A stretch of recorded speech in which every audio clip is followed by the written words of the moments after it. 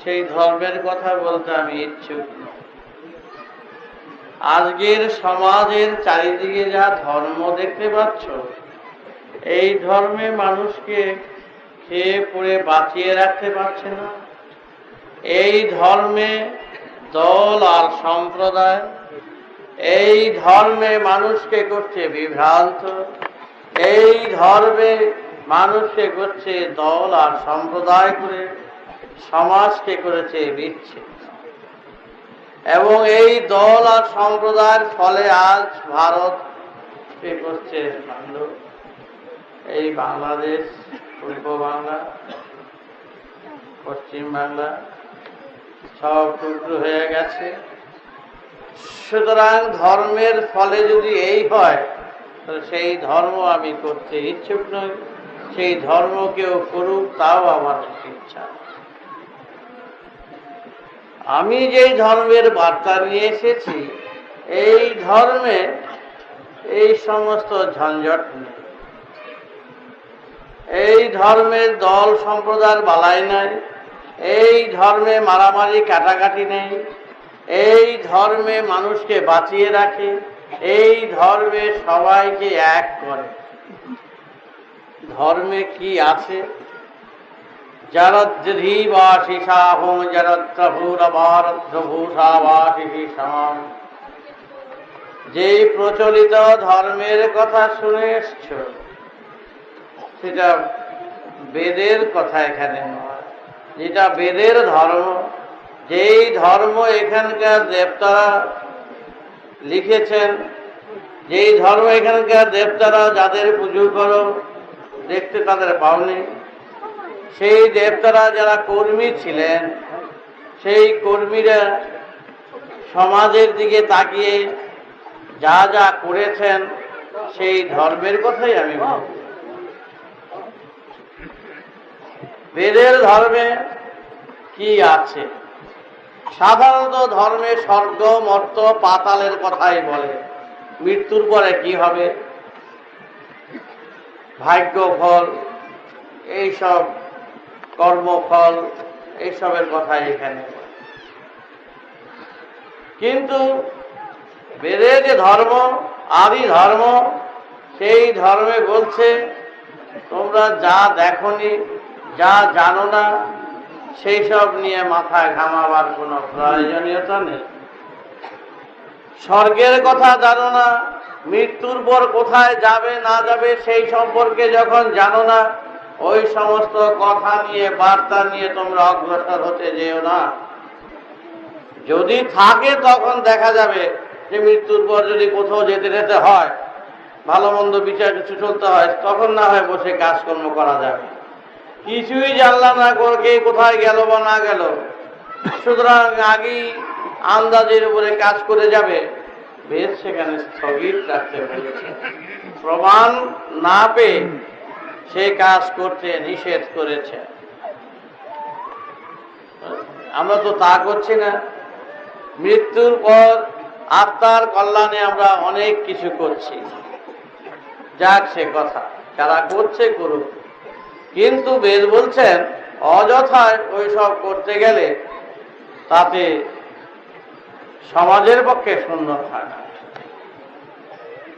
আমাদের বেদে কি বলছে? বেদ হচ্ছে বিজ্ঞান, বেদ হচ্ছে যুক্তি, বেদ হচ্ছে বিবেক, বেদ হচ্ছে আকাশ, বেদ হচ্ছে সূর্য, তেজ, বেদ হচ্ছে মাটি, আর বেদ হচ্ছে চৈতন্য, চেতন, যেটাকে সচেতন। বেদ বলেছেন যে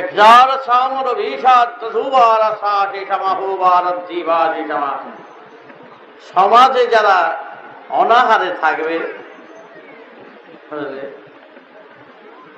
তা থাকতে পারবে, কেউ না খেয়ে থাকতে পারবে।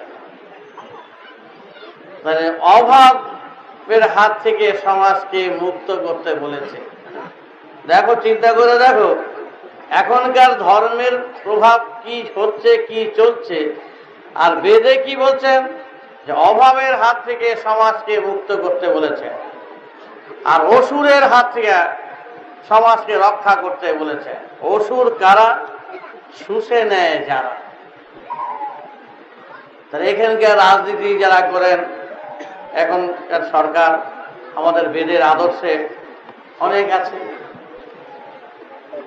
কারণ শুষে নেয় যারা, তারা শোষণকারীর বিরুদ্ধে লড়াই করে, প্রতিবাদ করে, বলে না কেন?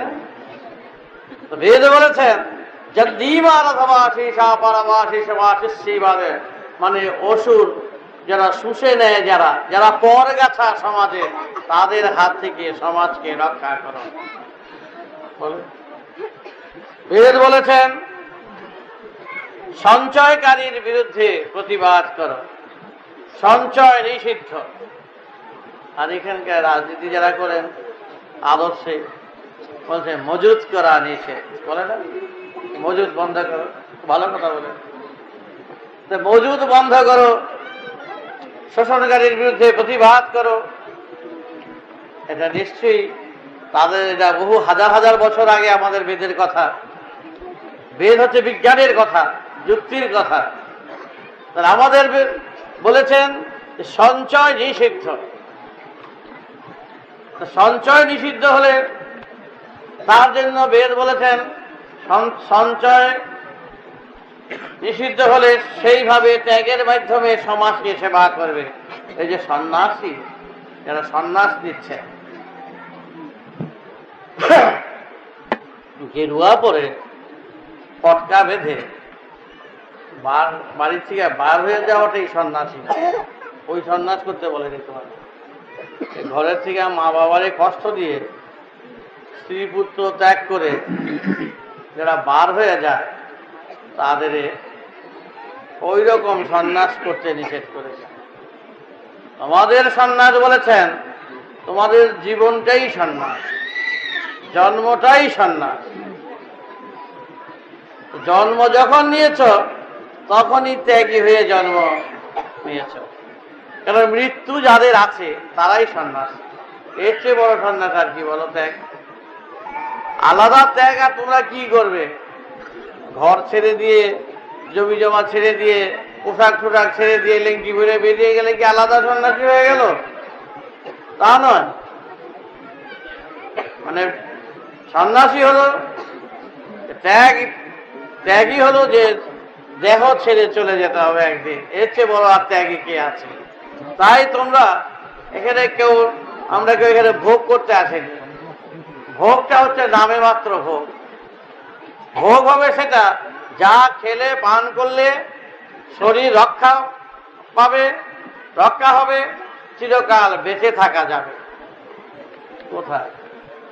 দুনিয়ার সব ঘি দুধ যদি তোমার খাইয়ে দেওয়া হয়, চিরকাল তুমি বেঁচে থাকবে? মোটেই না। মৃত্যুর পথের পথিক, প্রতি মুহূর্তে মুহূর্তে এতটুকু থেকে যে এত বড় হয়ে গেছো, প্রত্যেকেই মৃত্যুর পথের পথিক যাত্রী। সেখানে আবার কোথায় ভোগ করলে কোথায়? যা খেলে যদি মৃত্যুর পথেই যেতে হয়, মৃত্যুর পথিকই হতে হয়, তো ওই খাওয়া ঠিক খাওয়া নয়। মৃত্যুর পথের পথিক হয়ে যাচ্ছ, ত্যাগের খাওয়া। তাই বলছে এখানে কেউ তোরা ভোগ করতে আসে না, সব ত্যাগ করতে এসেছে, সব ত্যাগ। তাই তোমাদের আরেকটি নাম হলো সন্ন্যাসী। তোমরাই হলো সন্ন্যাসী। আলাদা সন্ন্যাসের কোনো প্রয়োজনীয়তা হয় না এখানে। তাই যতদিন এখানে বেঁচে আছো, যেই কদিন এই শ্মশানে না যাওয়া অবধি, সেই কদিন সমাজের মুখে কোনো দল থাকবে না। আমরা হচ্ছে এক জাতি, এক নীতি। একটাই জাত থাকবে, জীব জাত। তারপরে তার থেকে করেছে যার যার, যে মানুষ জাত, হাতি এক জাত, সিংহ এক জাত, ব্যাঘ্র এক জাত, ভিন্ন ভিন্ন ভাবে একটা পৃথিবীর থেকে যেমন আলাদা আলাদা করে নাম করেছে বুঝবার জন্য। জীব জাত এক জাত, তার থেকে করেছে মানুষ জাত। এখানকার রাজনীতিরা বলেন না শ্রেণীহীন সমাজ, মানে একটাই জাতি থাকবে, সেখানে কোনো একটাই শ্রেণী বিভাগ থাকবে না, বিভক্ত থাকবে না। তাহলে আমাদের বেদের সাথে অনেকটা আদর্শে তাদের মিলতি আছে নিশ্চয়ই। একটাই শ্রেণী, এক শ্রেণী থাকবে, ভাগ থাকবে না, একটাই জাতি। একটাই নীতি, এটাই হলো বেদের কথা। সুতরাং আমাদের সাথে ওদের আদর্শের অনেক দূর পর্যন্ত মিল আছে। আমাদের বেদ হচ্ছে আদি, লক্ষ লক্ষ বছরে বেদ কেউ রচনা করেননি, মহাকাশের প্রকৃতির গ্রন্থ। এই গ্রন্থ সবাই সমান অধিকার, সমভাগ, সমবন্টন, সম অধিকার, বেদের কথা। দেখো চিন্তা করে কিরকম ভাবে বেদ বলছেন। তাহলে মনে করে সমভাগ কি, বাঘে যতটুকু খায়, পিঁপড়া ততটুকু, ছাগলের ততটুকু, হাতিয়ে ততটুকু, তা তো নয়। যার যতটুকু প্রয়োজন তার ততটুকু দিয়ে দিতে হবে। বাঘের খাদ্য বাঘের, সিংহের খাদ্য সিংহের, হাতির খাদ্য হাতির, ছাগের খাদ্য ছাগ, যতটুকু যা। এটি হলো যে সমভাগ, সম অধিকার। এই পৃথিবীর মাটির বুক চেটে সবাই মানুষ, সেখানে কারো ব্যক্তিগত অধিকার কারো থাকবে না। বেদ বলেছেন, ব্যক্তির পূজা থাকবে না, ব্যক্তির পূজা থাকবে। বেদের কথা যে একজনের অধিকার নয়, সবাই সমান অধিকার নিয়েই সমসুরে সমাজ চলবে। সুতরাং যে যে কাজ করবে প্রত্যেকের কাজের মূল্য এক।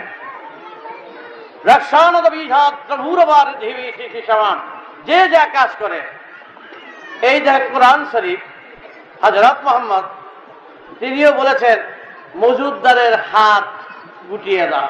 দেখো, মজুদ যারা করবে, সঞ্চয় যারা করবে, তাদের হাত গুটিয়ে দিতে বলেছে।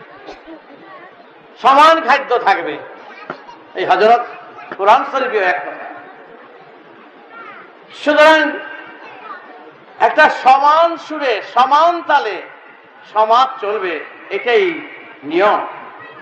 শিক্ষা দীক্ষার ব্যাপারে আজ দেখো কত স্কুল কলেজ আছে, সকল ছেলেমেয়েরা ভর্তি হতে পারে না, পড়তে পারে না, সেরকম সামর্থ্য নাই। এক শ্রেণীর ব্যক্তিরা হাজার হাজার গাড়ি হাঁকিয়ে বসে আছে, ভিড় করছে, তাদের ছেলেমেয়েরা যা খাচ্ছে, যা টিফিন দিচ্ছে, সে অদ্ভুত ব্যাপার। আমি তো গ্রামে গ্রামে যাই, গ্রামে চাষি ভাইদের সাথে, বাচ্চারাদের সাথে কত দেখি, কিন্তু তারা যে কোনোদিন পড়তে পারে, পড়ার সুযোগ পাবে বুঝে হয় না, কোনোদিন পাবে না এরকম অবস্থা, কারণ তাদের পেছনে কেউ নেই। সুতরাং এখানকার বৈষম্য রয়েছে, ধনী আর গরিবের বৈষম্য রয়েছে। বেদ বলেছেন বৈষম্য থাকবে না, একটাই মাটির আসন থাকবে, সকলের এক আসন।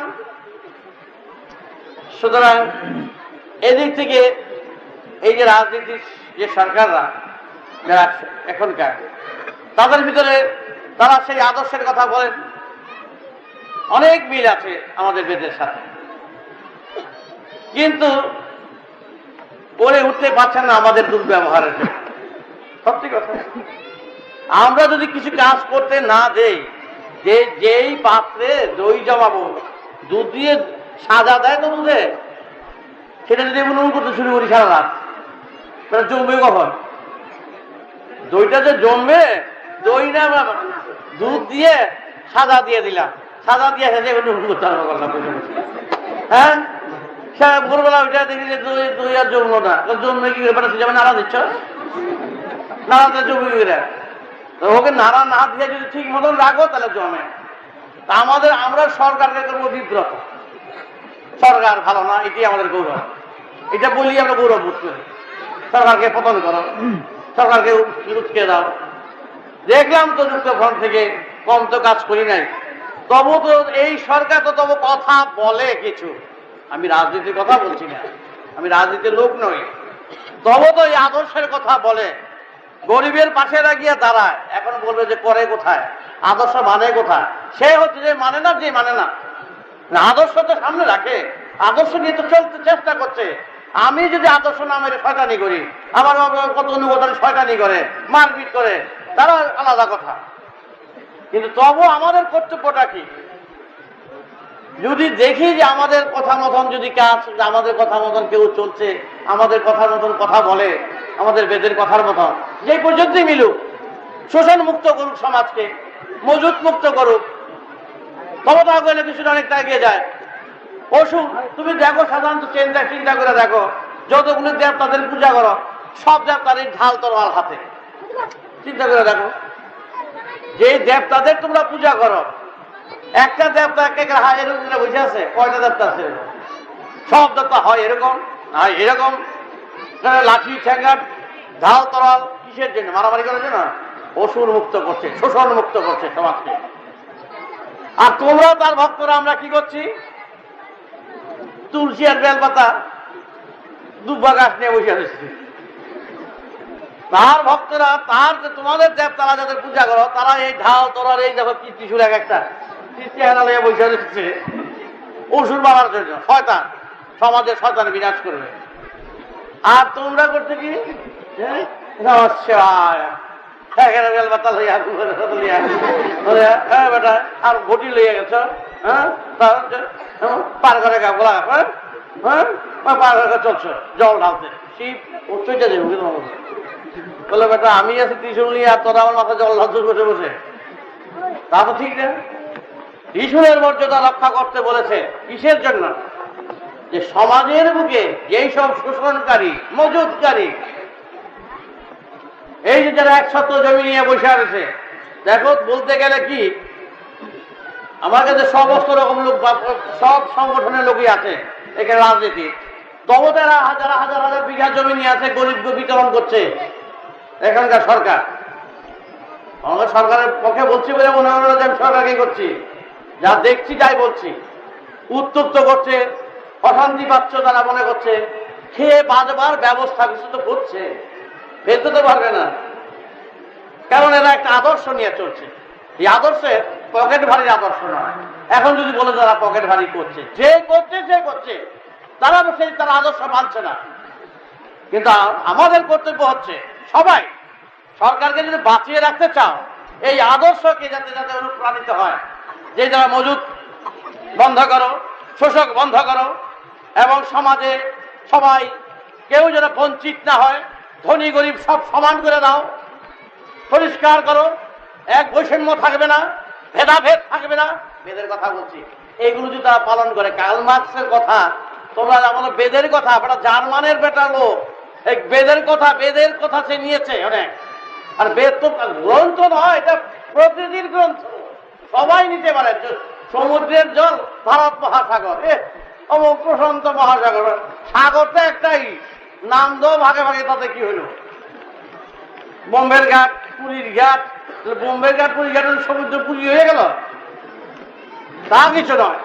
কথা হলো যে আমরা চাচ্ছি, যেইভাবে আজ বিভ্রান্ত হয়ে পড়েছি, সর্বদিকে একটা ব্যক্তিকেও দাঁড়াতে পারছে না, একজনকেও বসাতে পারছি না, প্রত্যেক সময় এক এক সরকার আছে তার পিছনে লাগছি, এক এক সময় আসছে এক এক অবস্থায় দাঁড়ানো যাচ্ছি, এগুলো মোটেই সুন্দর নয়। আমরা দেখবো যে আদর্শের যে সম্মুখে রেখে কাজ করছে, সেই আদর্শ যদি দেখি সমাজ কল্যাণের পক্ষে যথেষ্ট, সেই আদর্শের সাহায্য আমাদের প্রত্যেকেরই করা উচিত বলে আমি মনে করি। সে যে যাই হোক, সেখানে কোনো রকম কোনো আমি রাজনীতির লোক নই, রাজনীতি করি না। আমি আমার আদর্শের কথা যে বলবে তার সঙ্গে হাত মেলান। বেদ বলছেন যে এই যে আমাদের বাচ্চারা, ছেলে মেয়েরা যে লেখাপড়া শিখতে পারছে না, এগুলো সব ধর্মের কথা, সব ধর্মের কথা এগুলো। কারণ ধর্মে হচ্ছে যে 10 তলা দালান চলবে, 10 তলার আগে মাটির তলার কথা আগে বলতে বলেছে। আগে মাটির দিকে তাকাও, তারপরে 10 তলার দিকে তাকাবে। মাটির দিকে না তাকালে, ভিত না তৈরি করলে 10 তলা তোলা যায় না। তাই আমি বলছি ভিত তৈরি করো। ভিতই হচ্ছে সমাজে যেসব বৈষম্য আছে, যেসব ক্লেদ আছে, সঞ্চয় বন্ধ করে, মজুদ বন্ধ করে, মানে শোষণ মুক্ত করো সমাজকে, এবং সমাজের সবাইকে এক করার ব্যবস্থা করো, এবং এক নীতিতে আনো, এবং দেখবে সমাজ কিভাবে দাঁড়ায়। কিন্তু তা তো আমরা করছি না। এত দল আর সম্প্রদায়, আমরা হলাম ঝগড়াইতে, এত ঝগড়া করছি দলে দলে, সম্প্রদায় যে আর বলার কিছু নেই। পাড়ার মধ্যে যেই পাড়ায় আছি, সেই পাড়ায় কতগুলো সম্প্রদায় পিছনে লাগছে। কারণ আমার তো প্রায় 2 কোটির উপরে লোক, 1,12,00,000 উপরে শিষ্য, হাজার হাজার লক্ষ লক্ষ লোক আসছে, সর্বপ্রকার লোক আছে, সহ্য করতে পারছে না। পাড়াতে কিছু কিছু প্রতিভা ব্যক্তি আছে, কিভাবে ঝঞ্ঝট বাজাবে এই সৃষ্টি করছে, যাতে আমাদের বিভ্রান্ত করতে পারে, বিচলিত করতে পারে, উৎখাত করতে পারে। এই চেষ্টাই সবসময় করছে। কেউ আমাদের বলছে এই 12 বছরের সন্তান দল আফিংয়ের ব্যবসা করে, মদের ব্যবসা করে, ঠিক শুরু করে এই হেন কাজ, এই হেন ব্যাপার নাই যে। তখন আমি তাদের একটা সভাতে বললাম, মিটিং করে, যে 12 বছরের সংগঠন মদের ব্যবসা, আফিংয়ের ব্যবসা, গাঁজার ব্যবসা যদি করে, তার চেয়ে যদি সহজ ব্যবসা আরো পাওয়া যায়, সহজে যদি বেশি টাকা পাওয়া যায়, সেটাই করবে না এটাই করবে? মানে কি সেটা? তাহলে আমার তো 1,12,00,000 শিষ্য, 12 লক্ষ বাদ দিয়ে বলছি, 1 কোটির সন্তানের থেকে যদি 1 পয়সা করে মাসে আমি চাঁদা নেই, তাহলে 1 লক্ষ টাকা হয়।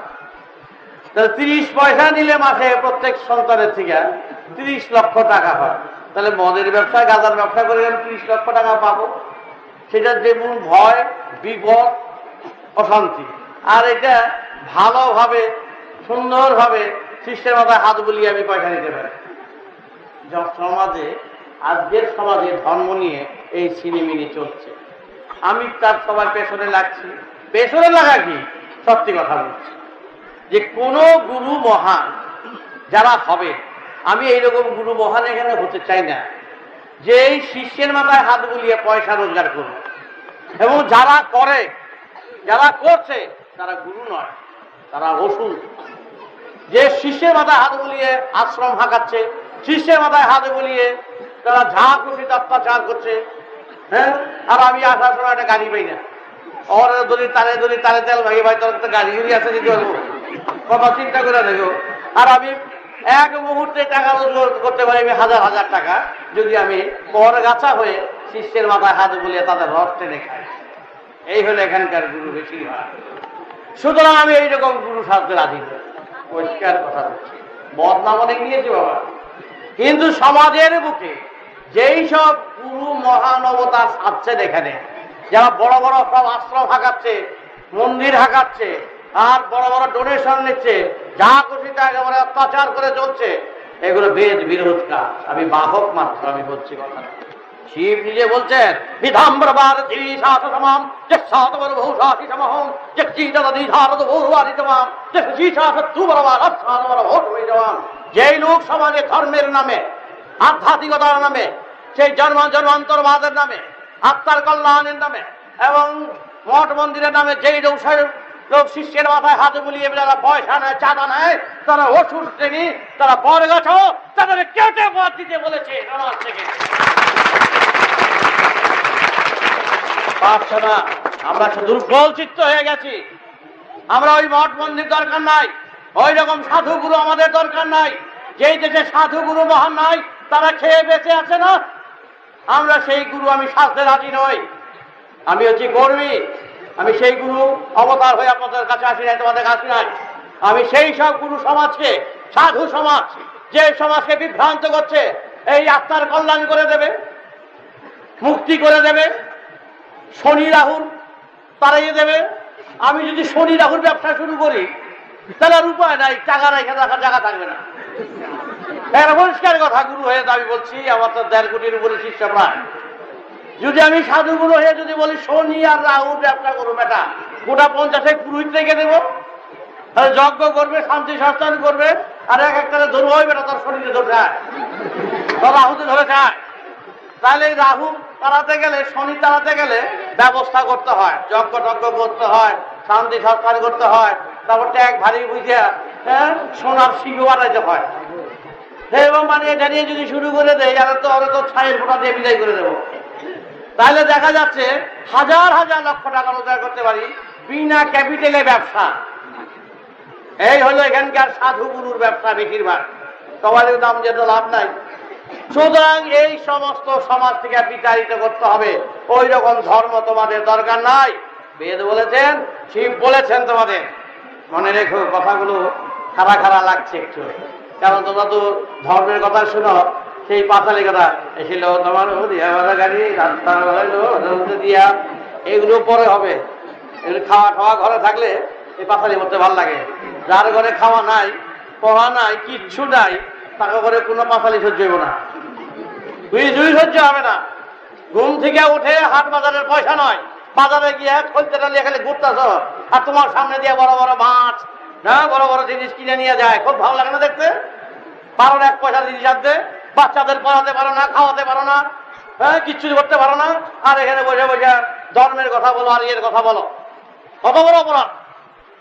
সুতরাং ওই সমস্ত ধর্মের কথা বাদ দিয়ে দাও, এই ত্রিশূল ধরো, পেটাও ধৈরা যে সমাজে যারা শয়তান, এক ঘাটতে পেটাতে হবে, তা না হলে আর উপায় নাই। এই বৈষম্য যারা সৃষ্টি করবে, আমি বলেছি যেদিন আমি শনি রাহু পূজা শুরু করব এবং শান্তি সস্থান করবো, আমার শিষ্য ভক্তদের বলেছি গুলো আমাকে খোড়া বাজারে গুলি করে মারবি বেটারা, আমার যদি সন্তান হয়ে থাকে। আমি এরকম গুরু রাখা দরকার নাই। তাহলে এখন বুঝো, হাজার হাজার আশ্রম, হাজার হাজার সব রয়েছে, তারা এইসব ব্যবসা শুরু করেছে, ধর্মের নামে ব্যবসা। কোন ঠেকানো ধর্মের নামে ব্যবসা করে দেখো, এখন কি প্রয়োজন? এগুলো আমি মোটেই একটু বলবো না। আমি তো করতে পারি বলছি তো, তাহলে অন্যের কাছে গাড়ি চাই না, আমার কাছে পঞ্চাশ গাড়ি থাকতো। আমি যেটা করতে পারি সেটা বাটপারি ছাড়া করতে পারি না, তো অন্যরা সেটা কি করে করে বলো? শনি ধরলো বলে শনি ধরলো আরম্ভ করে তার ব্যবসা, আমি তো করতে পারি সেটা, সবারই করতে হয়। সুতরাং মনে রেখো, আমি সহজভাবে খুলে বলি, আমি কোনো গোপনে রাখি না। কারণ আমি 5 বছর বয়স থেকে বেদ প্রচার করছি, 7 বছর বয়স থেকে দীক্ষা দিচ্ছি। আমার দীক্ষা এই নয় স্বর্গের দরজা খুলে দেওয়া হবে, আমার দীক্ষা হচ্ছে এক সুরে, এক প্ল্যাটফর্মে থেকে যত এক আর সবাইকে একত্রিত করা, তার মন্ত্র, তার মনন, তারই খনন। কিন্তু সেখানে জাতি থাকবে না, এ হিন্দু এ মুসলমান, বেটারা কত শয়তান কেটে করে আজ আমাদের এক জায়গায় ঘুম থেকে ওটা যদি একটা মুসলমানের নাম, একটা হিন্দুর নাম করে আমরা চলছি। হিন্দু মুসলমানের কোনো বৈষম্য আছে না, পার্থক্য আছে না? রক্ত কাটলে বোঝা যাবে যে আলাদা কিছু, মুসলমানের রক্ত হিন্দু রক্ত বোঝা যায়। যেই দেশে বাস দিয়ে দেশ ভাগ করে, আমি বাংলা থেকে আসাম হয়ে গেলাম, কোথায় এটা কোন জায়গায়? এ বাবা আসাম ঢুকলেন, তাহলে কেমনি বুঝলাম? এই বাসটা দিয়ে বুঝাইলা তো, ওই যে বাস, ওই বাসটা দিয়ে বুঝাই দিল আসাম আর বাংলা। তাহলে এই দেশ এরকমই হবে, এই জাতিটাও বাস দিয়েই বুঝে দিচ্ছে। কোনো লেখা আছে কিছু? কাগজ কলমে লেখা, কোনো কিচ্ছু না। তাই শ্রেণীহীন সমাজ বলেছে। দেখো, ওরা চেষ্টা করেছে, বহুকাল যাবত চেষ্টা করছে। আমাদের বেদ হচ্ছে, এখানে ভেদাভেদ নাই, সেটাই বেদ। সুতরাং এদের ভিতরে পর্যন্ত প্রত্যেকের ভিতরে একটা ধর্মটাকে একটা আলাদা সমাজ করে দিয়েছে। ধর্মের অর্থ আলাদা সংস্কার নয়, ধর্ম হচ্ছে ধরে রাখবে সমাজকে। সুতরাং সেই ধর্ম সমাজ কোথায়? আর এখন ধর্ম গেছে কোথায়? আত্মায় গেছে, স্বর্গে গেছে, মুক্তিতে গেছে। সুতরাং ওই ধর্মে তোমাদের পেট ভরবে না। তাই বেদ বলেছেন, জীমান বেদাম ব্রহ্মা জগতু ভাসি শাস সমধারুদ্রুবর ভাসি সমাম রক্ষানদ ভূরাসি সমহং যদ্ধীভর ভারদূতি সমাম। আসো, একত্রিত হয়ে এমন একটি সংগঠন তৈরি করো, একটি সমাজ তৈরি করো, যেই সমাজের মাধ্যমে সমাজ চালিত হবে। আজকে দেখো, পর পর পর পর 32 বছর ঘাড় পর ঘাড় খেয়ে স্বাধীনতা ঘাড় পর আঘাতই পেয়ে আসছি। তার আগে ব্রিটিশের বুটের বাড়ি খেয়েছি, এইরকম। তারপরে আগেও এরকম রাজত্ব, বাচ্চা রাজত্ব, মুখে রাজত্ব, খালি বাড়ি খেয়ে এলাম। খালি ধর্মের কথা, যেই ধর্মে সমাজকে বিভ্রান্ত করছে। এসো, এখন আমরা আকাশের ধর্ম করব, সূর্যের ধর্ম করব, যেই ধর্মে কোনো নীতিগত জাতিগত বিচ্ছেদ বিবাদ নেই। সূর্য হচ্ছেন একজন কর্মী, চন্দ্র কর্মী, বাতাস কর্মী, আমরাও তাদের সন্তান, মাটি কর্মী, আমরাও সেই কর্মী হয়ে আমরা সমাজকে সেবা করতে চাই। তবে কথা হলো, সেই সময় বেদের সময়, আজ থেকে হাজার হাজার বছর আগে, মনে করো 50,000 বছর কথা বলছি। আরে কালী, দুর্গা, রাম টামের বয়স কত? 5,000, 7,000, 8,000, 10,000-এর মধ্যে কেউ নাই। এই যতগুলি দেবতার নাম জানো 10,000 বছর পেতে দিলে কারো নামই থাকে না। 50,000 বছর আগে যখন এই সমাজ ছিল, এখানে প্রত্যেকেরই ঘর ছিল, সংসার ছিল, স্ত্রী পুত্র সব ছিল, তাদের দেবতাটা কি ছিল? তখন সমাজ চলতো না, খাওয়া ছিল না, পড়া ছিল না, চন্দ্র সূর্য ছিল না, তাকেও এই কালী কৃষ্ণ দুর্গা তো কেউ ছিল না। তাদের দেবতা কোথায়? তাদের দেবতা তখন এগুলি একটাও ছিল না। যে দেবতা থাকবে চিরকাল থাকবে, চন্দ্র সূর্য চিরকাল ছিল ওদের কাছে। তাদের দেবতা ছিল প্রকৃতি, প্রকৃতির মাধ্যমে তারা চালিত হতো। তারা ভাববাদী বা কল্পনাবাদী ছিল না। ধর্মে কল্পনার কথা থাকবে না, মনে রেখো। আর এখানকার ধর্মে কল্পনার কথা, ভাবের কথা। এই বেদের ধর্মে ভাবের কথা নয়, কল্পনার কথা নয়, প্রত্যক্ষ অনুভূতির কথা, প্রত্যক্ষ বাস্তবের কথা, পুরোপুরি বাস্তব। বাস্তব ছাড়া বেদ নয়, বাস্তব ছাড়া ধর্ম নয়, বাস্তব ছাড়া কর্ম নয়। আর এইখানে হচ্ছে অবাস্তব। এখনকার যে ধর্ম চলছে এটা হলো অবাস্তব, সম্পূর্ণ গল্প, সম্পূর্ণ কল্পনা, সম্পূর্ণ অবাস্তব, যার উপর নির্ভর করে সবগুলো ব্যবসা পাতিয়ে বসছে। সুবিধা পেয়েছে অবাস্তব কথা, কোন মিলতি নাই, প্রমাণ নাই, তাই ইচ্ছা মতন ভালো বোঝা গেল করে রয়েছে। কি দুর্গা কালী আইছে কাঁপতাছে, হ্যাঁ আমি ঠিক আছি, তারক বাবা তারকেশ্বর ঠিক আছি, কি কাজ বল? ওই বেত আছে না, বেত দিয়ে মাথা মারে, এইসব যারা করে। এগুলো ভাবের কথা, ভাব টাপ চলবে না। এগুলো কোন রকম কোন বিজ্ঞানের কথা নয়, যুক্তির কথা নয়, কল্পনার কথা নয়। এগুলো সম্পূর্ণ ভাবের কথা, সম্পূর্ণ কল্পনার কথা, সম্পূর্ণ অবাস্তবের কথা। মানুষের দুর্বলতার সুযোগ নিয়ে এই ভাবের কথা চলছে। এগুলো বাদ দিয়ে দাও। বেদ বলছেন, আমি বুঝা করে নিয়ে আসছি। বেদ বলছেন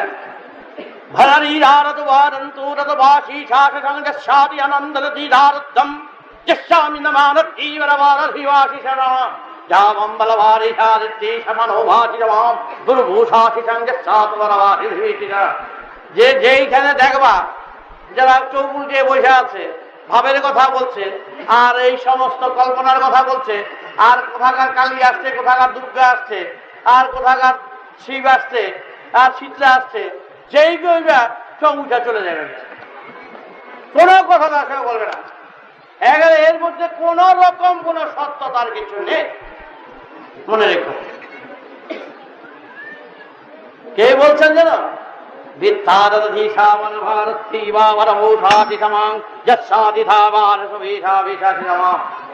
তোমাদের শিব বেটায় বলেছে যে এইরকম ভোগলামি শুকলামি যেখানে হবে সেইটাই বুঝবা তোমাদের থেকে শুষে নেওয়ার ব্যবস্থা করবে। এই লাগবে, সেই লাগবে, কাপড় লাগবে, হ্যান লাগবে, ত্যান লাগবে, পুজো দিতে হবে, হ্যাঁ মঙ্গলবার, অমাবস্যায়, শনিবার, হ্যান ত্যান করে নানা রকম ভাবে বিভ্রান্ত করবে, তার থেকে দূরে সরে থাকবে। এই রকম করে করে সমাজকে আজ একেবারে শেষ অবস্থায় দাঁড়া করিয়েছে। আজকের অভাব, শুধু এই অভাব মেরুদণ্ড ভেঙে দিয়েছে, তোমাদের পঙ্গু করে দিয়েছে। আজ তোমরা ঘি পাচ্ছ না, দুধ পাচ্ছ না, বাচ্চাদের খাওয়াতে পারো না, এদিকে তো কথা বলো না। তোমরা কি কোথায় গিয়ে দাঁড়িয়েছো দেখো দেখি, শেষ পর্যায়ে, শেষ অবস্থায় গিয়ে উপনীত হয়েছ। তাই বেদ বলেছেন তোমরা জাগো, সমাজকে রক্ষা করো। এবং সমাজকে রক্ষা করে, এর আগেই তো বললাম যে দেখতে পাচ্ছ একটা আদর্শ নিয়ে সরকার আসছে। এর আগেও সরকারকে আমরা সাহায্য করেছি, যুক্তফ্রন্টে সাহায্য করেছি, সমস্ত সোনাগোনা বিক্রি করে মানুষকে বলেছি তোমরা এগিয়ে যাও, স্বাধীনতা পেয়েছি, প্রত্যেকেই স্বাধীনতা রক্ষা করার জন্য আজ আমাকে ধরছে। বাবা তোমার কথা তো কত কিছু করলাম, ওই স্বাধীনতা সব জায়গায় এক জায়গায় দ্বিগুণ করতেছি। কথা সত্যি কথা, যে যার কাজ করে গেছে, কোনো কিছু করেনি। তবু এই সরকার, বাংলার সরকারকে আমি কোন পক্ষপাতিত্বের কথা বলছি না। বাংলার সরকার এখন যে আছে তার দিকে তাকিয়ে, তার আদর্শের দিকে তাকিয়ে আজ আমাদের প্রত্যেকেরই তার সাহায্য করে তাকে জাগিয়ে তোলার ব্যবস্থা করো। সরকার যাতে আদর্শচ্যুত হয়ে না পড়ে, তার কর্মীরা যাতে আদর্শচ্যুত হয়ে না বলে তার জন্য সতর্ক হয়ে তাদের কাজ করার সুযোগ দেওয়াকেও দাও, বাঁচাও। দাবিয়ে রাখা খুব সহজ, দাবিয়ে রাখা সহজ। আর যদি আমি 1 কোটি 1.5 কোটি লোক যদি সরকারের বিরুদ্ধে প্রতিবাদ করি, হইচই করি, তাহলে কি হবে? এটা কি হবে? ক্ষতি হয়ে যাবে। সেই ক্ষতি সবারই ক্ষতি। এটা আদর্শকে বাঁচাও। আমরা তো গদি চাই না, ইলেকশনে চাই না, ভোট চাই না। আমরা চাই যে মানুষ মানুষের মতন কথা বলবে, সেই মানুষকে হুঁশ করে দিয়ে দেওয়াই আমাদের কাজ, যাতে সে হুঁশের দিকে থাকে, সাবধানতার বাণী নিয়ে থাকে। তার সাহায্য করো। দেখো না, তো বলা হয় অনেক কর্মীরা তো এরকম মারধর করছে, জোর দখল করছে। যারা করছে তারা করছে, আদর্শ তো করছে না। কে করছে না করছে? হাজার হাজার লোকেরা জমি নিয়ে দখল করছে, সেই জমি বন্টন করে দেওয়াটা কি অকেজে অন্যায়? মোটেই অন্যায় নয়। ভেরি একজনে ভেরি নিয়ে বসছে, লক্ষ লক্ষ কোটি টাকা রোজগার করছে, হাজার লোকে ভাগ করে দেও। বাঁচাও মানুষকে, বাঁচাবার ব্যবস্থা যে করবে তার কাছে সে কোনো বদনাম নেবেই। আমার জমিতে হাত দিলে আমি তাকে মাথায় বাড়ি দিয়ে যাবো। কিন্তু এরা আদর্শ নিয়ে আসছে। কাল মাস ফালতু লোক নয়, ভুলে যেও না। আমরা বেদের পূজারি, তার মুখে আমি যা শুনতে পাচ্ছি যে তার শোষণ মুক্ত করো সমাজকে, ভালো কথা বলেছে। এটা বলো না, মনে করো না তার পক্ষপাতিত্ব নয়, সত্য সবারই সমান। আমি অনেকে বলি কথা যে এদের ভিতরে যে সমস্ত কথাবার্তাগুলো আছে, যে সমস্ত আদর্শের আছে, এরা কর্মী। সুতরাং আমি অন্যভাবে তাদের কাছে আমি অন্যভাবে বলছি না। যদি কেউ অন্যায় করে, আচরণ করে এই আদর্শ নিয়ে, তাদের ধরো, তাদের বলো তোমরা এই আদর্শচ্যুত কেন হবে। তাই তোমাদের বলছি যে সরকার আছে, আসো না, দেখো না, চেষ্টা করতে তো আছি আমরা। এইটুকু বললাম। কেন বললাম? বাঁচিয়ে রাখার ব্যবস্থা করো। শেষ হয়ে যাচ্ছি, এই যদি শেষ হয়ে যায় আর টিকেই যায়, কেউ তো এগোতে পারছে না, কারে বলবো বলো? চেষ্টা তো করছি, আমার কাছে তো কেউ শত্রু নয়। আমি কংগ্রেসকেও বলি, যুক্তফ্রন্টকে বলেছি, সবাইকেই বলি যে তোমরা এগিয়ে আসো, সহযোগিতা করো, দল করো না। দল করে নিজে সর্বনাশ করতে যেও না। আমি তো আমার তো দল করছি না, আমার 1 কোটি লোক উপরে লোক, দল করতে চাইছি না। আমি সবাই সঙ্গে একত্রিতই থাকতে চাই। যাক সে কথা। এখন ধর্মের কথাই বলা হচ্ছে যে এইটা ধর্ম, ওরও ধর্মই করছে, এক একভাবে এক এক রূপে এক এক ধর্ম করে যাচ্ছে। তাদের ধর্ম করছে, ধরে রাখার চেষ্টা করছে। কাশি ঘন্টা বাইরে ধর্ম করছে না, ওই রকম ধর্ম নয়। ধর্ম হচ্ছে বলবে বিজ্ঞান, যুক্তি, তর্কের মাধ্যমে সেই পাশে 10, 6 10, 7 3 10, 20 8 10, সেইভাবে 10। আজকের সমাজে যখন বেদের যুগে যখন নাকি শোষণ মুক্ত সমাজ করেছিলেন, তখন খাদ্যের অভাব ছিল না, শিক্ষার অভাব ছিল না, সবাই শিক্ষা দীক্ষার সুযোগ পেয়েছিল। কয়টা ছেলে মেয়ে আমাদের সুযোগ পাচ্ছে বলো দেখি? সুযোগ পাচ্ছে না। তখন কোন সুযোগের অভাব, পরিপূর্ণতায় ভরা ছিল সমাজ। সেই সমাজে রক্ষা করত সন্তানরা, দেশের সন্তানরা, সব ন্যায়ের দণ্ড হাতে নিয়ে সব দেশ রক্ষা করত। তাই আমি সন্তান দল করেছি। সন্তান বলতে গেলে কোনো আলাদা কোনো দল বা গোষ্ঠী হিসাবে নয়, দেশের সন্তানদের নিয়ে আমি সন্তান দল করেছি। সেখানে রাজনীতির দল নয়, সন্তান হচ্ছে দেশের সন্তান। তারা বেদ প্রচার করব, সমাজকে জাগিয়ে তুলবে। যারা সত্যিকারের সাহায্য সহযোগিতা নিয়ে আসবে তাদের সাহায্য করবে, তাদের সহযোগিতা করবে। অনেকে আমাদের ভুল বুঝে যে আমরা বুঝি কোনো দল করি, রাজনীতি করি, পার্টি করি। সত্যি তা নয়, আমরা গদির দিকে তাকাই না। আমি তো এই কয়েক কোটি লোকের ঠাকুর হয়ে পড়ছি, কথাটা আমি থাকি দেখতে যাবো না তো। আমরা রাজনীতি করছি না, আমরা চাচ্ছি সবাইকে সমানভাবে সমসুরে রেখে সমাজকে সেবা করা। দম্ভুরা দিলাভিষামাহম এবং আরো হচ্ছে এই কথা, আমি হলাম শ্রী গৌরাঙ্গদেবের ভবিষ্যৎবাণীর শেষ রক্ত। গৌরাঙ্গদেব শেষ কাজ শেষ অবধি করে যেতে পারেনি, শত্রুরা করতে দেয়নি। যাতে এই রক্তে, এটা আমার অহংকারের কথা নয়, এটা গৌরবের কথা, যাতে তার রক্তে তার শেষ কাজ সেগুলো করে যেতে পারি সমাজ সেবায়, সেই তার সাহায্য এবং সহযোগিতা আমি সবাই কাছে কামনা করছি। গৌরের রক্তকে তোমরা সাহায্য করো। গৌর সত্যিকারের প্রেমিক ছিলেন, জ্ঞানী ছিলেন, গুণী ছিলেন। তিনি সমাজকে যেই চোখে দেখতেন ভাষায় বর্ণনা করা ছিল। তিনি কোনটিই সংস্কারের ছিলেন না। যদিও সংস্কারের চেহারা দিয়েছিলেন তার মার আদেশ, সচিবের আদেশে তুমি ঘরে ঘরে নাম বিতরণ করো। তিনি সবাইকে এক করবার বাসনায় নেমেছিলেন। হরি হয়ে হরিবদে গৌর নিত্যানন্দ। সেই হরে কৃষ্ণ নাম দিয়েছিলেন কেন?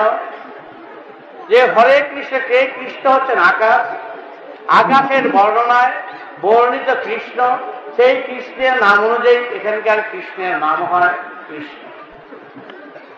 তারই ধারা, যেই ধারা থেকে ধরিত্রী সৃষ্টি, ধরার সৃষ্টি, সেই ধরাই হল পৃথিবী, সেই ধারাই হল রাধা।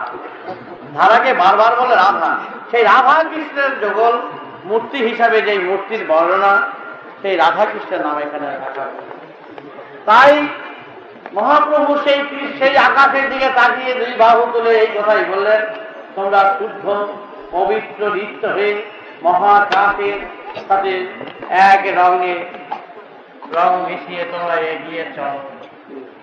তাই সেইভাবে সেই সুরে তাই তার শেষ রাত্র হিসাবে আমি যেই নাম ঘরে ঘরে দেওয়ার কথা বলছি সেটা হচ্ছে রামনারায়ণ রাম। সেই নাম মহাকাশের মহানাম। তখন এই রামনারায়ণের জন্ম হয়। ওই রাম আর ওই নারায়ণ মহাকাশেরই একটা নতুন নাম। সেই নামের বর্ণনায় বর্ণিত মহাকাশের মহাবর্ণিত সূর্য হচ্ছে রামনারায়ণ রাম। রাম ব্রহ্মাদিধারী শম্ভুবারুবাসী সমাম রুদ্রী রাত্রি সমাম। সেই মহাকাশের মহানাম রামনারায়ণ রাম। তাই সেই নাম ঘরে ঘরে উচ্চারণ করতে এই কথা বলা হয়েছে। তোমরাও মহাকাশের মহাকর্মীদের স্মরণে, সেই কর্মীকারা ক্ষিতি অপ দেশ মরুদ্ভূম, সেই জল বাতাস চন্দ্র সূর্য গ্রহ নক্ষত্রের সমন্বয়ে যে সুর, সেই সুরের থেকে আমরা জন্ম নিয়েছি। সেই সুরের সাধনায় সব এক সুরে আসো। অসুর যে অসুরে আছে তাদের বিচারিতা করো এবং বেসুরকে বিচারিতা করো। সবাইকে এক সুরে এক শ্রেণীতে ভুক্ত করো। সেই যোগাযোগ সূত্রে যুগসূত্র ধরে তোমরা এগিয়ে চলো হে পথিক, হে যাত্রী। এখানকার অনেক কারখানা শুনেছ, অনেক কারখানার নাম জেনেছ, কিন্তু আত্মার কারখানার কথা তো শুনো নাই। নিশ্চয়ই জানো তোমরা, গয়া গঙ্গা নানা জায়গায় আত্মার কারখানা আছে। সেই চুল সব কেটে দিয়ে এক এক জায়গায় আছে, সব চুল কেটে ফেলতে হয়, বুড়ো পর্যন্ত কেটে ফেলতে হয় এই আত্মার মুক্তির জন্য। সেই চুল লক্ষ লক্ষ টাকা চুল সাপ্লাই হয় দেখে বিদেশে, সেই চুলকে কাটতে হয়। কারণ সেখানে এই কথাই বলে যে এইসব করলে পূর্বপুরুষদের আত্মা মুক্তি হয়ে যায়।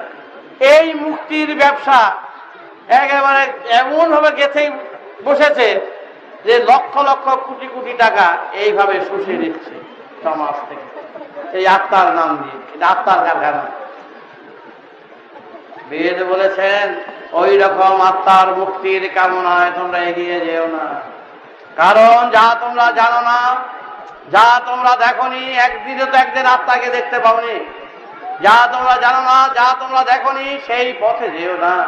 বেদ বলেছেন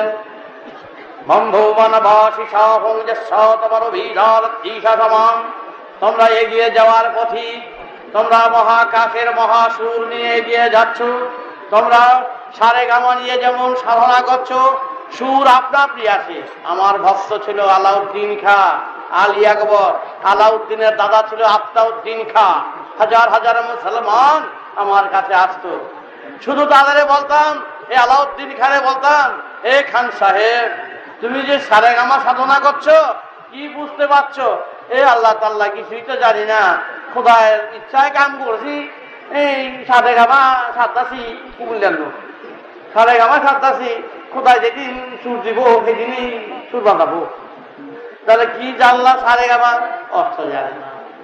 লেখাপড়াও ঠিক জানে না, গিয়ে মুসলমান চাষবাস করে এবং শরৎ বাজায়, দোতরা বাজাতে শরৎ বাজায়।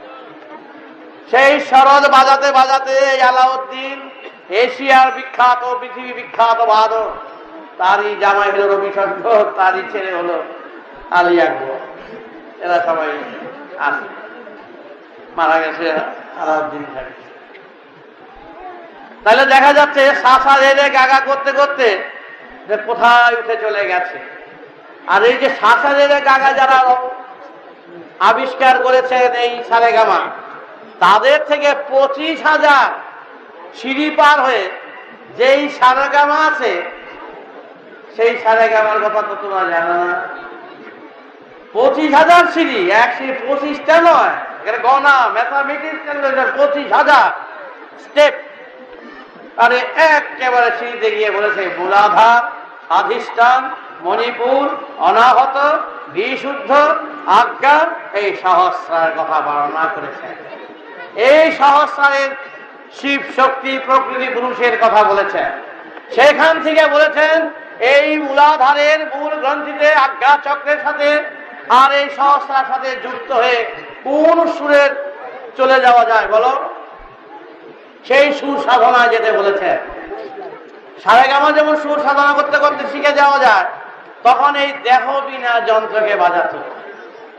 এই আজ্ঞা চক্র বনবার দিবা সমনোভা সে সমান সহস্রার বিদার দিশা সমান যে সুরি বা প্রভুর দেবী, মানে সহস্র ধামে সহস্র সুরে যুক্ত হয়ে এই আজ্ঞা চক্রের সাথে মূলাধারের মূল বীজ, যেটা বীজ শক্তি, যেটা সেই বীজ থেকে গাছ হয়, ফলে ফুলে ভরে যায়।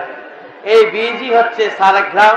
এই সারগ্রামকে দেহ বিনা যন্ত্রে চর্চা করতে করতে এই কথাই বলেছেন বেদজ্ঞরা বিজ্ঞান সম্মত, যুক্তি সম্মতে, যে তোমার ভিতরে লক্ষ লক্ষ মানুষ রয়েছে, যে তোমার এক বীর্যপাতে কত লক্ষ মানুষ চলে যাচ্ছে, এই মহা লক্ষ লক্ষ মানুষ তোমার ভিতরে রয়েছে। এই তোমার এই মহাকাশের মহাধ্বনিতে যখন ধ্বনিত হবে, এই লক্ষ লক্ষ মানুষ, কোটি কোটি মানুষ তোমার ভিতরে সেই সুরে সুর দেবে, জেগে উঠবে নিনাদের সুর, জেগে উঠবে মহাকাশের ধ্বনি, এবং তাতেই তুমি উপলব্ধি করতে পারবে, বুঝতে পারবে বাস্তব বুদ্ধিতে, বিজ্ঞান বুদ্ধিতে, যে কেন তুমি এখানে এসেছো, কোথায় তুমি যাবে, কি তোমার কাজ, তার সমস্যার সমাধান তুমি খুঁজে পাবে তোমার অন্তর্নিহিত সুরে। এটা কল্পনার কথা নয়, অবাস্তব কথা নয়, এটা ভিতরের বিজ্ঞানের কথা, সুরের কথা। সুর তোমাকে সুরে নিয়ে চলে যাবে, সুর তোমাকে সুরধ্বনিতে নিয়ে চলে যাবে, আরো সুরে নিয়ে পৌঁছে দেবে। এটাই সুরের কাজ। সেই সুর তুমি আজ্ঞা চক্রে খুঁজে পাবে, খুঁজে পাবে এই সহস্রারের বর্ণনায় বর্ণিতে।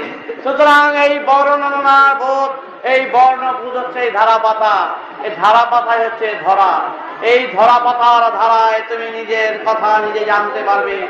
এই মহাদর্পণে তোমার রূপ খুঁজে পাবে, খুঁজে পাবে তোমার স্বরূপ, খুঁজে পাবে তোমার রূপ, জানতে পারবে তোমার উদ্দেশ্য।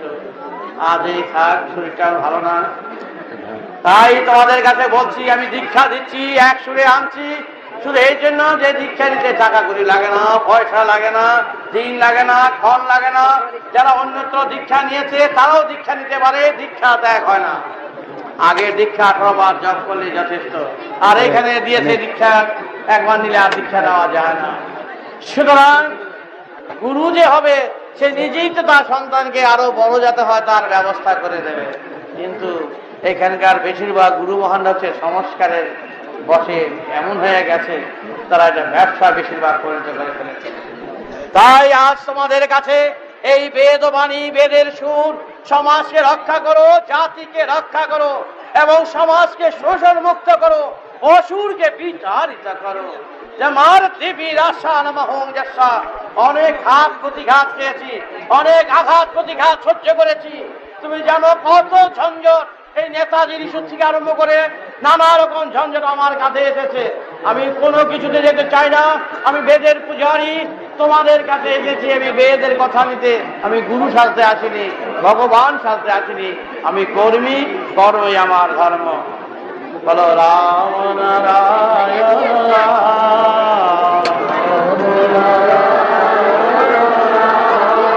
রাম নারায়ণ রাম নারায়ণ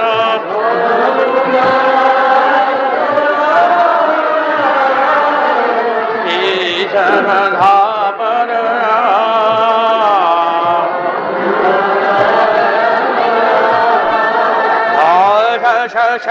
ধাম হরভিম হরধাম ঈশ্বর ধর ধাম হে রাম নাম।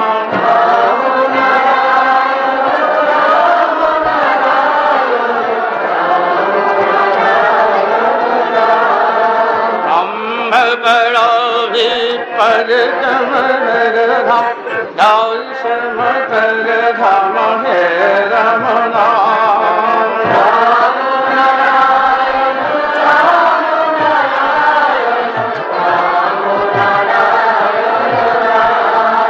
मूलाधार स्वाधिष्ठान गीतम भरतम दर्शन धाम हे राम नाम।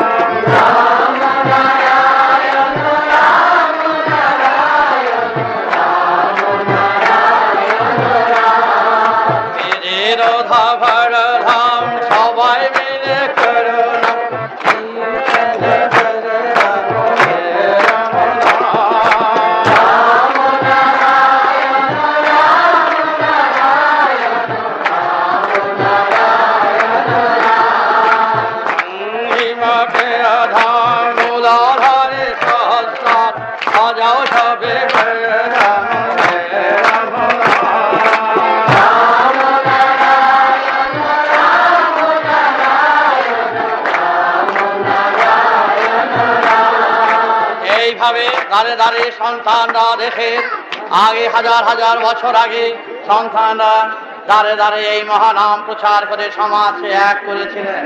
সেখানে কোনো দেব দেবতার বালাই নাই, অন্য কোন রকম আত্মার কোনো ব্যবস্থা বলে কোনো কথা নাই। সবাই একত্রিত হয়ে সমাজ সেবায় নিজেদের আত্ম উৎসর্গ করে এটাই তাদের মুক্তির পথ ছিল, মুক্তির গান ছিল। সমাজকে মুক্ত করাই হচ্ছে নিজেদের মুক্তি। এই ছিল এক গান, এক নাম, বল সবে রাম নারায়ণ রাম রাম নারায়ণ রাম।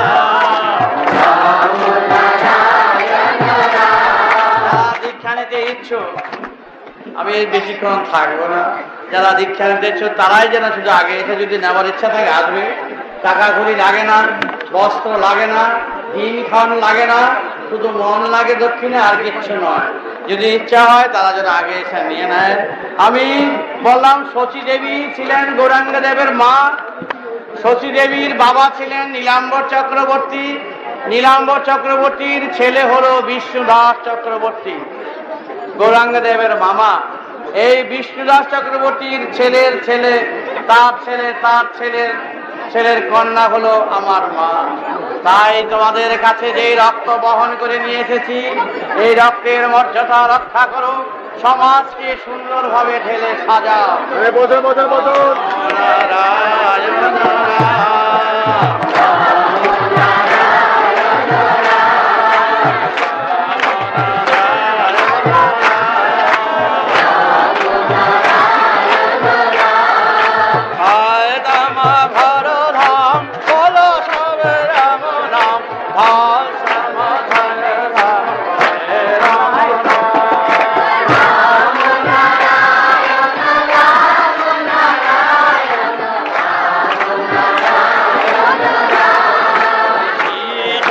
भिन्न जन्मव